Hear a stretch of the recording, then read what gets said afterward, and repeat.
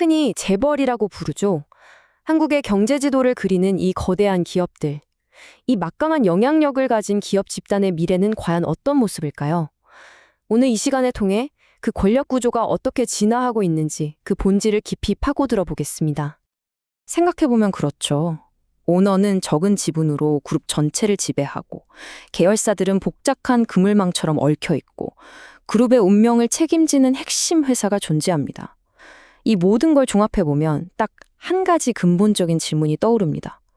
과연 이 독특한 시스템, 앞으로도 계속 유지될 수 있을까?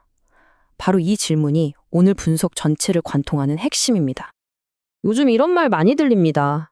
인공지능 시대가 오고 ESG 경영이 대세가 되고 또 경영권이 새로운 세대로 넘어가면서 과거의 딱딱한 재벌 시스템은 더 이상 통하지 않을 거라는 진단이죠. 이게 현재 지배적인 담론처럼 보입니다. 하지만요, 우리가 마주한 데이터와 실제 구조를 들여다보면 이야기는 정반대를 가리키고 있습니다.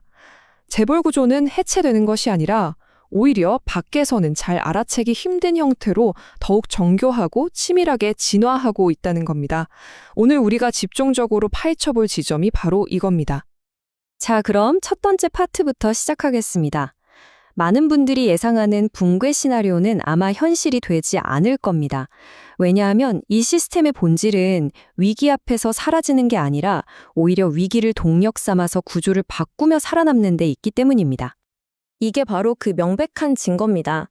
IMF 회환위기부터 글로벌 금융위기, 그리고 정말 생존을 걸었던 기술 패권 경쟁과 지정학적 불확실성까지 수많은 거대한 위기 속에서도 이 구조는 무너지지 않았습니다.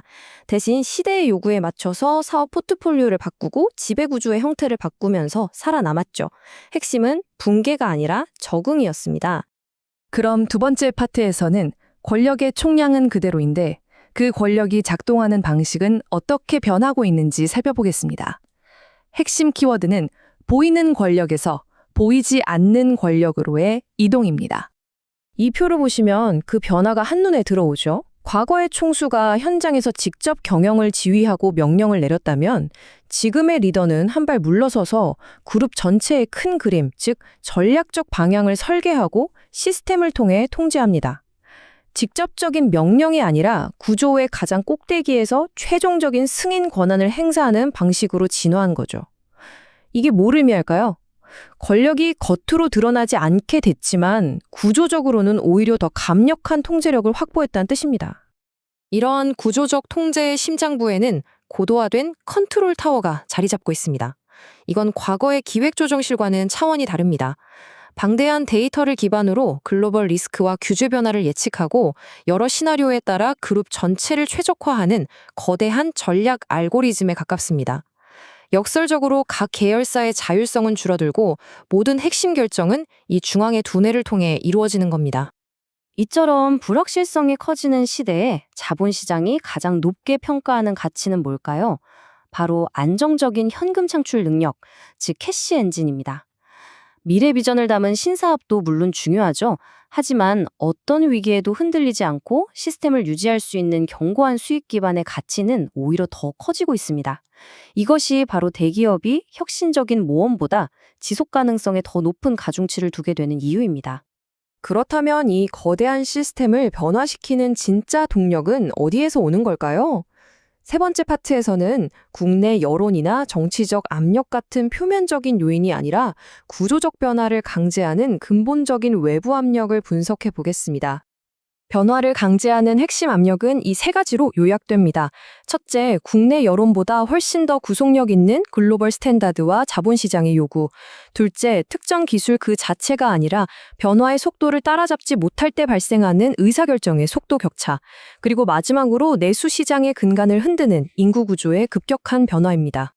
각 압력에 대한 대기업의 대응 전략은 명확합니다. 글로벌 규제에는 국제 표준에 부합하도록 지배 구조를 미세 조정하고요. 기술 격차는 내부 R&D에만 의존하는 대신 M&A를 통해 외부의 혁신을 빠르게 흡수합니다. 그리고 인구 구조 변화에는 내수 시장 의존도를 낮추고 글로벌 생산 기지를 확대하거나 자동화를 통해 대응하고 있죠. 이제 마지막 파트입니다. 지금까지의 분석을 종합해서 한국 대기업이 앞으로 어떤 형태로 진화하게 될지 그 최종적인 모습을 전망해 보겠습니다.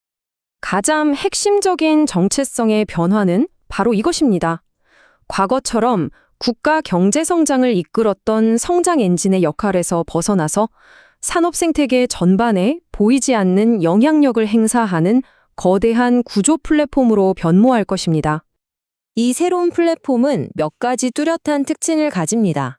첫째, 권력의 총량은 그대로지만 대중에게 설명해야 할 의무는 줄어듭니다. 둘째, 중앙 컨트롤 타워를 통해 의사결정 속도는 빨라지지만 책임은 여러 조직에 분산되어 그 소재가 모호해집니다. 마지막으로 통제는 더욱 보이지 않는 형태로 시스템 내부에 깊숙이 자리 잡게 됩니다. 따라서 이 분석의 최종 결론은 명확합니다. 한국 대기업의 미래는 외부의 압력에 의한 개혁이 아니라 생존을 위해 환경에 적응하는 내부의 진화라는 경로를 따를 것입니다. 이 거대한 구조적 변화 속에서 우리는 무엇을 보아야 할까요? 여러분의 투자와 커리어의 방향을 결정하기 위해 이제 다음과 같은 질문을 던져야만 합니다.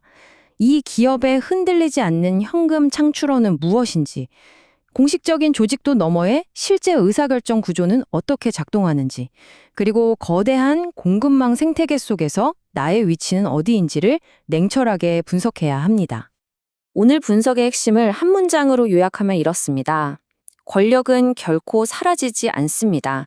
시대의 변화에 맞춰서 더 알아보기 어려운 형태로 모습을 바꿀 뿐입니다. 이 보이지 않는 권력의 지도를 읽어내는 것, 바로 그것이 불확실한 미래의 기회를 포착하는 새로운 기준이 될 것입니다.